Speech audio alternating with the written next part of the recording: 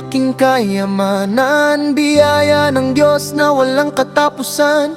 Kahit mahirap basta magkakasama, laging masaya at puno ng pag-ibig pa. Si ina at ama lagi gumagabay, sa tamang landas tayo inilalagay. Kapatid at kamag-anak laging nagmamahalan, ito ang tunay na yaman na ating taglay. Sa bawat pagkakamali tayo ay nagtutuwid, sa bawat pangarap tayo ay nagtutulak. Walang maiiwan sa gitna ng daan, ng hawak kamay natin hindi bibitawan. Sa oras ng gutom, sabay-sabay kumain. Sa oras ng lungkot, sabay ding umiyak. Sa oras ng tuwa, sabay na magdiwang. Ang bigkis ng samahan ay hindi mapapatik. Sila ang lakas kapag ako'y nanghihina, sila ang liwanag kapag madilim ang daan. Walang ibang hiling kundi ang kaligtasan ng bawat isa sa ating tahanan. Kahit dumaan ng malalakas na bagyo, kahit magbago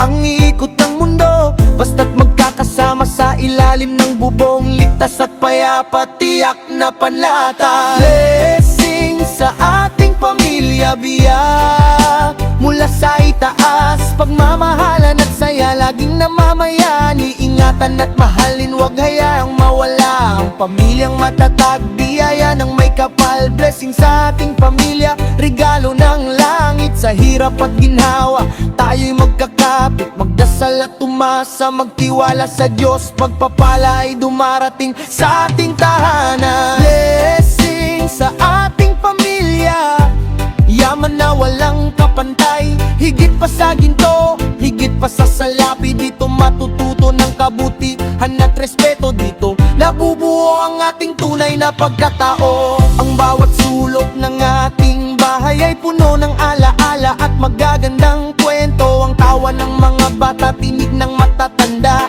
musika ito na kay sarap pakinggan. Kaya't pasasalamat ang laging sambitin sa dakilang lumikha ng lahat ng bagay. Dahil ang pamilya ay hindi lang pangalan, ito ay pagmamahal na walang hangganan. Ang paggaling ko ay dahil din sa kanila, ang lakas ko ay galing sa kanilang pag-aruga. Kaya ibinabalik ko ang lahat ng pagmamahal sa pamilyang ito na sa'kin ay nagpapahalaga.